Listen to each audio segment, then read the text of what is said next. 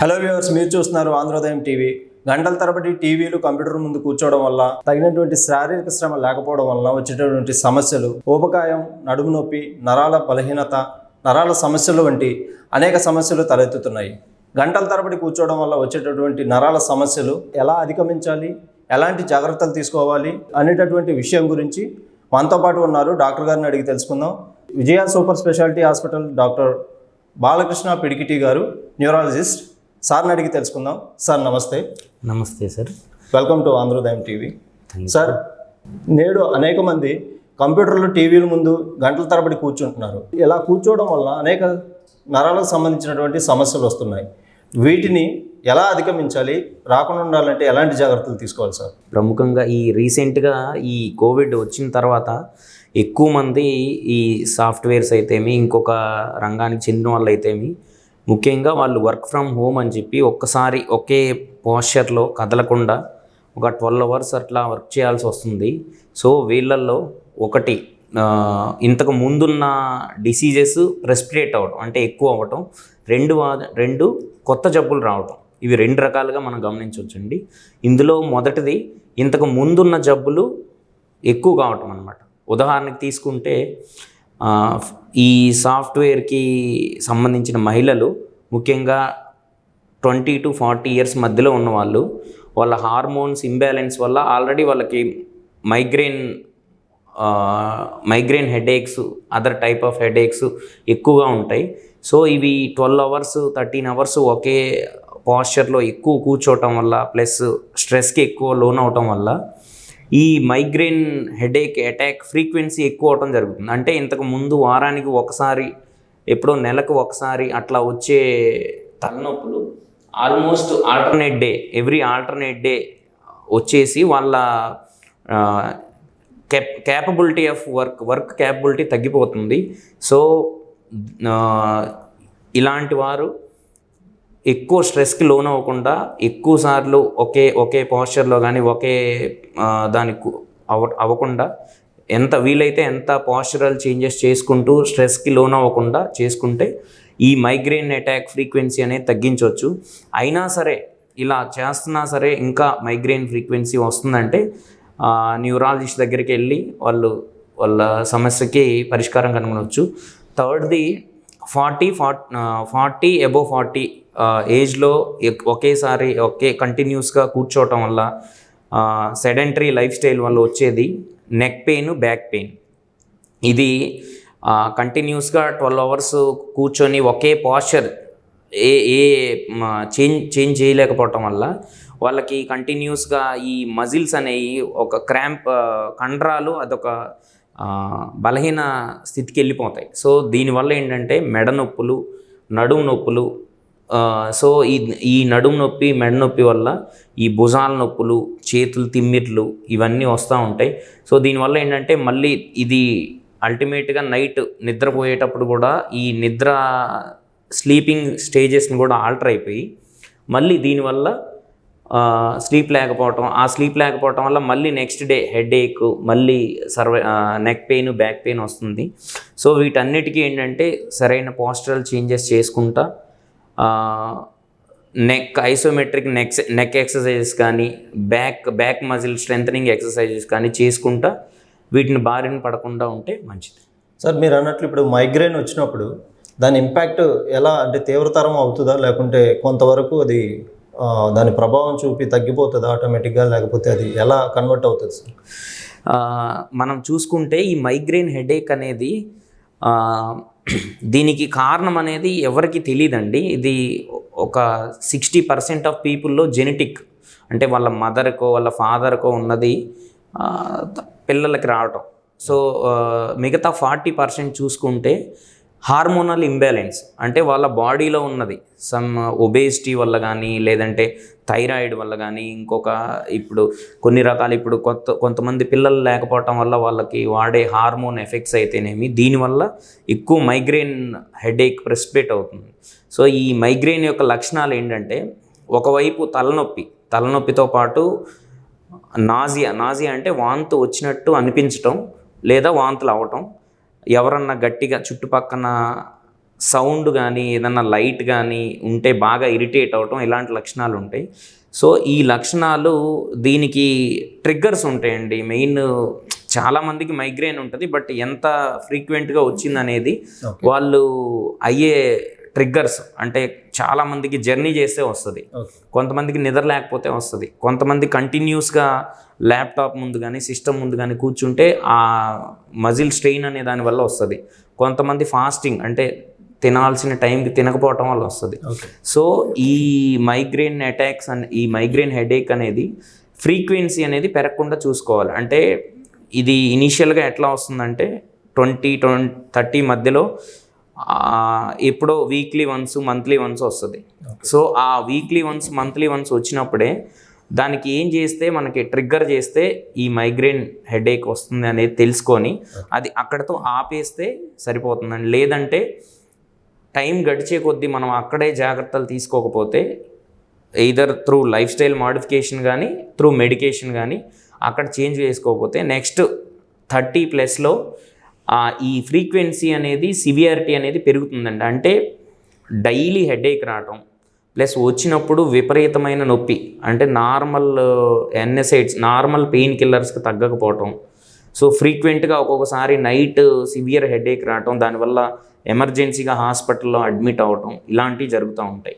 So దీనికి పరిష్కారం ఏంటంటే మనకి 20-30 ఇయర్స్ మధ్యలోనే ఇనీషియల్ ఫ్రీక్వెన్సీ అప్పుడే దాన్ని కట్ చేయటం. సార్, ఈ మైగ్రేన్ ఇంపాక్ట్ అనేది బ్రెయిన్ స్ట్రోక్గా కన్వర్ట్ అయ్యే ఛాన్సెస్ ఉన్నాయా? ఓకే, ఇది చాలామంది మన క్లినిక్లో కూడా చాలామంది పేషెంట్స్కి వచ్చే డౌట్ అండి. ఇది ఇప్పటిదాకా జరిగిన రీసెర్చ్ ప్రకారం ఈ ప్రాక్టికల్ నాలెడ్జ్ బేసిస్ ప్రకారం ఓన్లీ 10/1000 అంటే 1000 మంది మైగ్రేన్ పేషెంట్స్ ఉంటే ఓన్లీ 10 మందికే ఈ స్ట్రోక్కి గురయ్యే అవకాశం ఉంటుంది. ఆ 10 మందిలో కూడా వాళ్ళకి risk factors like sugar, BP, obesity, cholesterol ఇవి చాలా ఫ్యాక్టర్స్ కలుపుకొని ఉంటాయి. సో ప్రతి మైగ్రేన్ పేషెంట్ నాకు ఫ్యూచర్లో స్ట్రోక్ వస్తుందేమో అనే ఆందోళన పడాల్సిన అవసరం ఏం లేదు. ఈ వచ్చిన 10%లో కూడా డిఫరెంట్ రిస్క్ ఫ్యాక్టర్స్ ఉంటాయి. సో ఈ రిస్క్ ఫ్యాక్టర్స్ ఉన్న వాళ్ళు మైగ్రేన్ వ్యాధితో బాధపడుతున్న వాళ్ళు దగ్గరలో ఉన్న న్యూరాలజిస్ట్ని సంప్రదిస్తే సో స్ట్రోక్కి గురవ్వకుండా ఉండే అవకాశం ఉంటుంది. ఇప్పుడు గంటల తరబడి కుర్చీలో కూర్చుంటున్నారు కదా సార్, నరాలకు సంబంధించినటువంటి సమస్యలు నాడీ వ్యవస్థ పైన ఎలాంటి ప్రభావం చూపిస్తున్నాయి? సో ఇంతకు ముందు మనం చెప్పుకున్నట్టే ఈ గంటల తరబడి కూర్చోవటం వల్ల ఎక్కువగా ఎఫెక్ట్ అయ్యేది వెన్నుపూస అండి. So lumbar spondylosis and cervical spondylosis. So ఈ కంటిన్యూస్గా ఈ 12 అవర్స్ 13 అవర్స్ 10 అవర్స్ కంటిన్యూస్గా కూర్చునే వాళ్ళు ఈ మెడ నొప్పి నడుము నొప్పి కంటిన్యూస్గా రాకుండా ఉండాలంటే దానికి తగ్గ ఎక్సర్సైజెస్ ఈ మనకి టైం దొరికినప్పుడు మధ్య మధ్యలో ఎక్సర్సైజ్ చేసుకుంటూ ఉంటే ఆ వెన్నుపూస మీద కండరాల మీద ఈ ఎఫెక్ట్ పడకుండా ఉంటుంది. ఓకే, నేడు మనం చూస్తున్నాం సార్, వృద్ధులతో పాటు యవనస్తుల్లో కూడా యువకుల్లో కూడా చాలామందికి పెరాలసిస్ లక్షణాలు కనిపిస్తున్నాయి. ఇంత త్వరగా ఇంత తక్కువ ఏజ్లో పెరాలసిస్ బారిన పడడానికి గల కారణాలు ఏమిటి? ఈ రోజుల్లో చూసుకుంటే ఒక 50 ఇయర్స్ బ్యాక్ ఈ పక్షవాతం అంటే ఓన్లీ అబోవ్ 60 ఇయర్స్ దాటితేనే పక్షవాతం వచ్చే పేషెంట్స్ని చూసేవాళ్ళం అండి. ఈ లాస్ట్ 10 ఇయర్స్ 15 ఇయర్స్ నుంచి చూసుకుంటే స్ట్రోక్ అంటే అది పక్షవాతం కానివ్వండి, హార్ట్ అటాక్ కానివ్వండి, ఈ 30+ ఏజ్లో కూడా 30 to 60 మధ్యలో కూడా చూస్తున్నాం. దీనికి చాలా కారణాలు ఉండొచ్చు, బట్ ఇందులో ముఖ్య కారణం లైఫ్ స్టైల్ అంటే ఒకటి సెడెంటరీ లైఫ్ స్టైల్, రెండోది heavy alcohol consumption, cigarette consumption. ఇప్పుడు రీసెంట్గా చూసుకుంటే కోవిడ్ ఇన్ఫెక్షన్ కూడా ఈ మధ్య మనం చాలామంది ఈ 30-50 మధ్యలో కూడా కుర్రోళ్ళల్లో కోవిడ్ ఇన్ఫెక్షన్ స్ట్రోక్ బారిన పడుతున్నారు. దీనికి ముఖ్య కారణం కోవిడ్ ఇన్ఫెక్షన్ రక్తంలో ఎక్కువ గడ్డగట్టే నేచర్ ఉండటం వల్ల ఈ 30 to 50 ఏజ్ మధ్యలో కూడా పక్షవాతం వస్తుంది. ఈ పక్షవాతం వచ్చిన తర్వాత అంటే కొంతమందికి పర్మనెంట్గా కాలు చేయి పడిపోవడం లేదా మూతి వంకర రావడం, ఇది త్వరగా రికవర్ అవ్వదు అంటారు. ఇది త్వరగా రికవర్ అవ్వదంటారా, లేకపోతే కోలుకోవడానికి ఛాన్సెస్ ఉన్నాయా సార్? తప్పకుండా కోలుకునే ఛాన్సెస్ ఉంటాయి సార్. ఇప్పుడు ఒక్క పేషెంట్ పక్షవాతం వచ్చిన తర్వాత సర్టన్ పీరియడ్ దాకా వాళ్ళకి రివర్సిబుల్ అయ్యే ఛాన్సెస్ ఉంటుంది. లైక్ వాళ్ళు పక్షవాతం వచ్చింది అని తెలియంగానే ఇప్పుడు రీసెంట్గా చాలా అడ్వాన్సెస్ ఉన్నాయి. లైక్ మనకి పక్షవాతం స్టార్ట్ అయిన 6 గంటల వరకు ఇప్పుడు ఇంజెక్షన్స్ ఉంది సార్. టెనిక్టేజ్ అనే ఇంజెక్షన్, ఆల్టిప్లేజ్ అనే ఇంజెక్షన్స్ ఉన్నాయి. సో ఈ 6 అవర్స్ లోపు రాగానే ఇంజెక్షన్ తీసుకుంటే ఆల్మోస్ట్ 70% కంప్లీట్గా నార్మల్ అయ్యే అవకాశం ఉంటుంది సార్.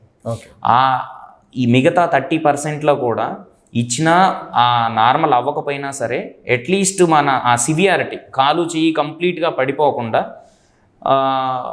ఆగిపోవచ్చు.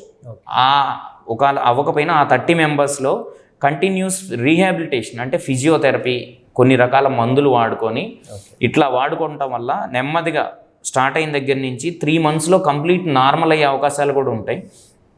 సో ఈ ఎక్కువ మంది ఈ కంప్లీట్ ఒక సైడు అంగవైకల్యం లాగా కుడి చేయి కుడికాలు పడిపోయిన వాళ్ళలో ఎక్కువ శాతం ఎయిదర్ ట్రీట్మెంట్ తీసుకోకపోవటం, రెండోది సరైన రీహాబిలిటేషన్ లేకపోవడం అంటే ఫిజియోథెరపీ చేయకపోవడం, అదే వస్తుందని చెప్పేసి జస్ట్ ట్యాబ్లెట్స్ వరకు తీసుకొని వదిలేసేయటం, మూడోది ఈ ఆయుర్వేదం అని హోమియోపతి అని వీటికి వెళ్ళిపోయి మెయిన్ ఈ 3 కారణాల వల్లే వాళ్ళకి పర్మనెంట్ అంగవైకల్యం ఉంటుంది.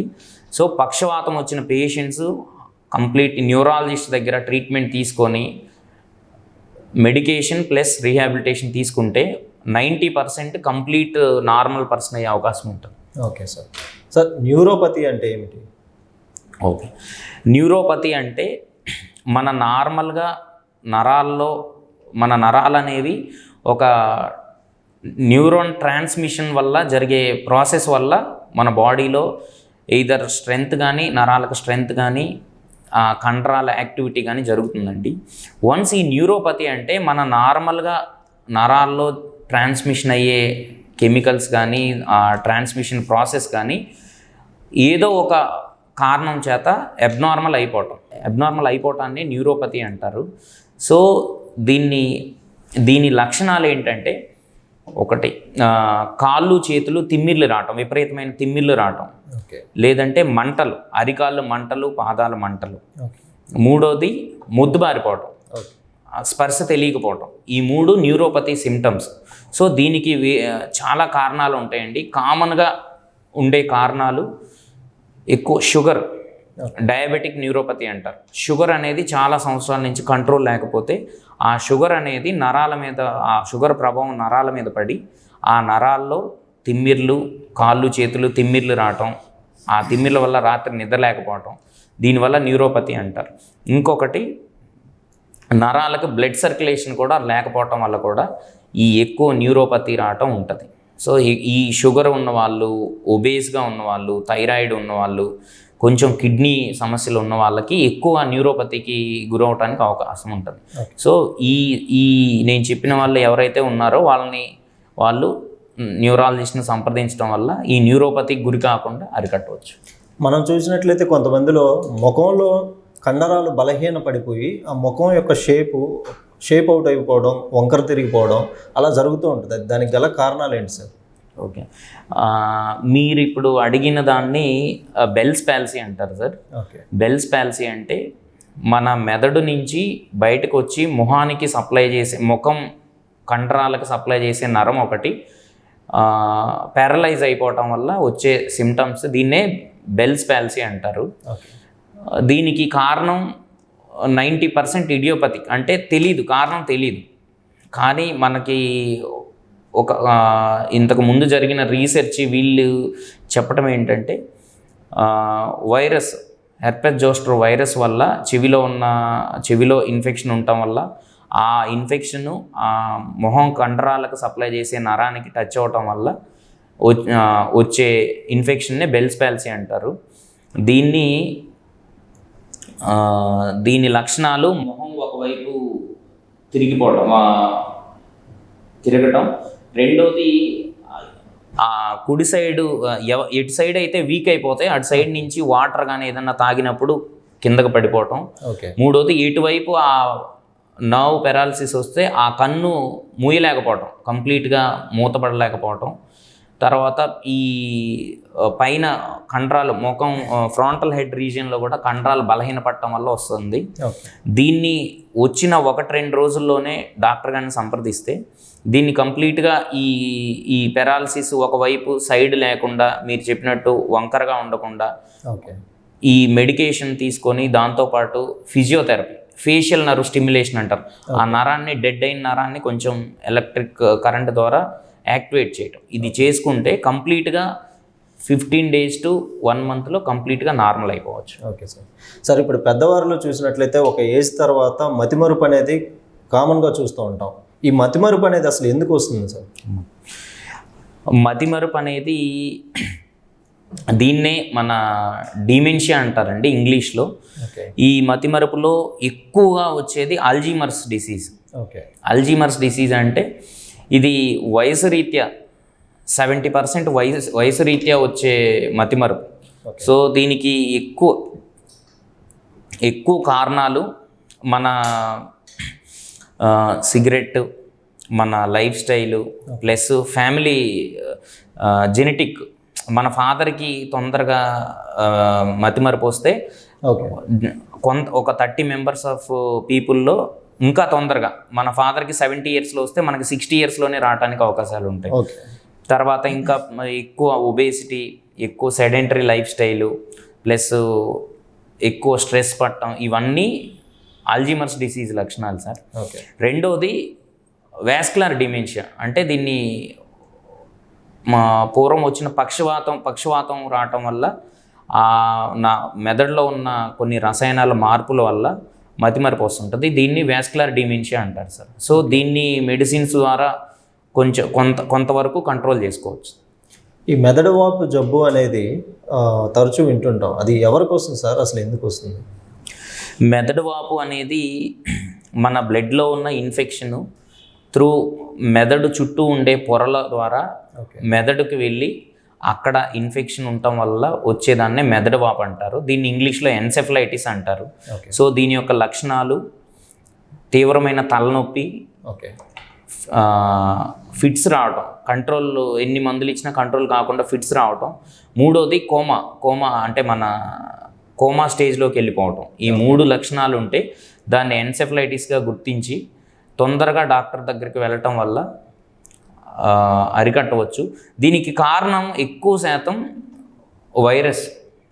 వైరల్ ఇన్ఫెక్షన్స్ వచ్చినప్పుడు, నార్మల్గా మనం వైరల్ ఇన్ఫెక్షన్స్ వచ్చినప్పుడు ఎక్కువగా అజాగ్రత్త పడకుండా ఈ 3 లక్షణాల్లో ఏదైనా ఫిట్స్ లాగా వచ్చినా, విపరీతమైన తలనొప్పి వచ్చినా, మన ఏదన్నా కోమాలోకి ఆ స్టేజ్లోకి వెళ్తున్నాడు అనగానే వెంటనే డాక్టర్ని గారిని సంప్రదిస్తే ఈ బ్లడ్లో ఉన్న ఇన్ఫెక్షన్ మెదడు వాపు వెళ్లకుండా అరికట్టవచ్చు. చాలామందిలో మెదడులో వచ్చేసరికి రక్తం గడ్డగట్టడం అనేది వింటూ ఉంటాం. రక్తం అనేది గడ్డగట్టడం వలన అది ఎలాంటి పరిణామాలకు దారితీస్తుందండి? అంటే ఇప్పుడు సపోజ్ యాక్సిడెంట్లు జరిగినప్పుడు కానీ, కొంతమందికి ఎటువంటి యాక్సిడెంట్లు లేకపోయినప్పటికీ కూడా మెదడులో రక్తం గడ్డకట్టింది అంటారు. అది ఎందుకు అలా జరుగుతుంది సార్? రక్తం మెదడులో గడ్డకట్టడం అంటే మన నార్మల్గా బాడీలో ఉండే బ్లడ్ యొక్క నేచర్ చేంజ్ అవ్వటం. అంటే రక్తం దానంతట అదే తొందరగా గడ్డకట్టే నేచర్ రావటం అన్నమాట. ఈ నేచర్ రావటానికి గల కారణాలు ముఖ్యంగా రిస్క్ ఫ్యాక్టర్స్ ఉంటాయంటారు. అందరిలో ఇలా రక్తం గడ్డగట్టదు. ఒక సెట్ ఆఫ్ పీపుల్, అందులో ఎక్కువ రిస్క్ ఫ్యాక్టర్స్ అంటే షుగర్ ఉన్న వాళ్ళల్లో కానీ, బీపీ ఉన్న వాళ్ళల్లో కానీ, ఎక్కువ కొలెస్ట్రాల్ ఉన్న వాళ్ళల్లో కానీ, లేదంటే జెనెటిక్గానే కొన్ని ఒక 30-50 ఏజ్ మధ్యలో కొంతమందికి కూడా రక్తం గడ్డగట్టింది. సో దీనికి కారణం అందులో ఉన్న బ్లడ్లో ఉన్న కొన్ని కెమికల్స్ తొందరగా బ్లడ్ కట్టే నేచర్ రావటం వల్ల కానీ, స్మోకింగ్, ఆల్కహాల్, ఇవన్నీ బ్లడ్ క్లాట్ అవటానికి దోహదపడే అంశాలు. సో వీటిల్లో ఉన్న రిస్క్ ఫ్యాక్టర్స్ని తొందరగా గుర్తించి ప్రొఫిలాక్సిస్ అంటే గడ్డగట్టకుండా జాగ్రత్తలు తీసుకోవడం అనమాట. సో ఆ జాగ్రత్తలు తీసుకుంటే దీన్ని 90% అరికట్టవచ్చు. Okay sir, carpal tunnel syndrome అంటే ఏంటి సార్? కార్పల్ టన్నెల్ సిండ్రోమ్ అంటే ఇది ఎక్కువగా 20 to 50 మధ్యలో ఉండే ఫిమేల్స్కి వచ్చే జబ్బండి. ఈ యాంకిల్ దగ్గర మీడియన్ నర్వ్ అని ఒక నర్వ్ ఉంటుంది. ఆ నర్వ్ ఈ వెన్నుపూస నుంచి వచ్చి ఈ ఫింగర్స్కి సప్లై చేస్తూ ఉండిద్ది. ఓకే. సో ఈ ఫింగర్స్కి సప్లై చేసినప్పుడు కొంతమంది లేడీస్లో అంటే హైపోథైరాయిడిజం ఉన్న వాళ్ళలో కానీ, కీళ్ళవాతం అంటే రొమటాయిడ్ ఆర్థరైటిస్ ఉన్న వాళ్ళలో కానీ, ఎక్కువ ఒబేసిటీ ఎక్కువ అధిక లావు ఉన్న వాళ్ళలో కానీ ఈ నరం అనేది ఇక్కడ రిస్ట్ దగ్గర కంప్రెస్ అవుతుంది. సో దానివల్ల ఏంటంటే దాని యొక్క లక్షణాలు ఏంటంటే మన దగ్గరికి క్లినిక్ వచ్చే లక్షణాలు ఎక్కువగా చెయ్యి తిమ్మిరిగా ఉంటాం. ఓకే. అది కూడా రాత్రిపూట ఎక్కువగా తిమ్మిరిగా ఉంటాం. దానివల్ల స్లీప్ డిస్టర్బెన్స్ అవటం, ఏది పట్టుకున్నా ఈ డైలీ హోమ్ యాక్టివిటీస్ చేస్తుంటే అది అంతా డిస్కంఫర్ట్ ఉంటాం. సో దీనివల్ల వచ్చినప్పుడు ఇలా రావటాన్ని కార్పల్ టన్నెల్ సిండ్రోమ్ అంటారండి. సో ఈ రొమటాయిడ్ ఆర్థరైటిస్, హైపోథైరాయిడ్, ఒబేసిటీ ఉన్న వాళ్ళల్లో ఇలాంటి సిమ్టమ్స్ ఉంటే న్యూరాలజిస్ట్ని కలవటం వల్ల దానికి మెడిసిన్స్ వాడి కంట్రోల్ చేసుకోవచ్చు. ఓకే సార్, ఇప్పుడు నరాల బలహీనతల వల్ల వచ్చేటటువంటి వ్యాధుల్ని అధిగమించాలంటే అంటే ముందస్తు జాగ్రత్తలు ఏం తీసుకోవాలి సార్? ఈ నరాల బలహీనత అంటే ఎక్కువగా మనం వాడే వాడుక భాషలో ఎక్కువ స్ట్రోక్, న్యూరోపతి ఇప్పుడు మనం డిస్కస్ చేసుకున్నట్టు. సో ఈ నరాల బలహీనత ఉండకుండా ఉండాలంటే ఎక్కువ సెడెంటరీ లైఫ్ స్టైల్ని వదిలేసి, అంటే ఎక్కువసేపు ఒకే దగ్గర కూర్చొని వర్క్ చేయటం, ఎక్కువ ఫిజికల్ యాక్టివిటీస్ లేకపోవటం, ఇలాంటివి చేయకుండా ఎక్కువ లైఫ్ స్టైల్ మోడిఫికేషన్ చేసుకొని, రెండోది ఈ bad habits like alcohol, smoking ఇలాంటివి వదిలేసి, షుగరు, బీపీ ఉన్న వాళ్ళు దాన్ని కంట్రోల్ పెట్టుకోవటం వల్ల వీటన్నిటి ఎఫెక్టు నరాల మీద పడి ఆ నరాల బలహీనత రాకుండా ఉంటుంది. సార్, ఇప్పుడు కరోనా తీవ్రతరం దాలుస్తున్న నేపథ్యంలో ఈ నాడీ వ్యవస్థ మీద కరోనా ఎలాంటి ప్రభావం చూపిస్తుంది? సమాజంలో ఉన్న ప్రజలందరికీ భయాందోళనకి గురిచేస్తున్న ఈ కరోనా వైరస్ యొక్క ప్రభావం ఎలా ఉంటుందంటే, ఇప్పుడు ఉంటున్న కరోనా వైరస్ ఎక్కువ ప్రభావం నాడీ వ్యవస్థ మీదే ఉంటుందండి. సో దీనికి ఎక్కువ నాడీ వ్యవస్థలో కూడా ఎక్కువ అంటే పక్షవాతం. ఈ వైరస్కి రక్తం గడ్డగట్టే నేచర్ని మార్చడం వల్ల సో తొందరగా గడ్డగట్టి బ్రెయిన్లో బ్లడ్ క్లాట్స్ ఇవి వస్తూ ఉంటున్నాయి. ఇప్పుడు చూసుకుంటే ఎవ్రీ 30+ ఏజ్ వాళ్ళు కూడా ఈ స్ట్రోక్ పక్షవాతం రావడానికి గల కారణం ఈ కోవిడ్ వైరసే. ఇప్పుడున్న ఈ ప్రస్తుతం ఉన్న సినారియోలో దీని తర్వాత ఉన్న షుగర్ కంట్రోల్ లేకపోవటం, తర్వాత ఈ already migraine, other type of headaches ఉన్న వాళ్ళలో వాటి సివియారిటీ ఎక్కువ అవటం, ప్లస్ పెరిఫరల్ న్యూరోపతి, ఉన్న నరాలకి బ్లడ్ సర్క్యులేషన్ అవ్వక, ప్లస్ ఆ న్యూరో ట్రాన్స్మిషన్ చేంజెస్ జరిగి న్యూరోపతి అంటే తిమ్మిర్లు, మంటలు, కాళ్ళు చేతులు తిమ్మిర్లు, మంటలు రావటం ఇవన్నీ ఉంటాయి. ప్లస్ సైకలాజికల్ ఇష్యూస్ కూడా ఇంతకు ముందు కొంచెం సైకలాజికల్గా కొంచెం వీక్గా ఉన్న వాళ్ళలో ఈ కోవిడ్ వైరస్ వాటిని యాక్టివేట్ చేస్తుంది. సో దీనివల్ల ఎక్కువ యాంగ్జైటీ, న్యూరోసిస్, డిప్రెషను, సైకోసిస్ ఇలాంటివి కూడా వస్తున్నాయండి. నరాల సమస్యలు మరియు మెదడుకు సంబంధించినటువంటి అనేక సమస్యలు తలెత్తుతున్నప్పుడు తీసుకోవాల్సినటువంటి జాగ్రత్తలు, పాటించవలసినటువంటి సూచనలు ఇప్పుడు మనం డాక్టర్ గారిని అడిగి తెలుసుకున్నాం. ఎటువంటి సమస్యలు ఎదురైనప్పుడు సంప్రదించండి Vijayakrishna super speciality hospital, Balakrishna Pidikiti గారిని. Thanks for watching. Please subscribe to Androdayam TV. Please subscribe to Androdayam TV channel. Please subscribe to Androdayam TV. Please subscribe to Androdayam TV. Please subscribe to Androdayam TV. Please subscribe to Androdayam TV. Please subscribe to Androdayam TV.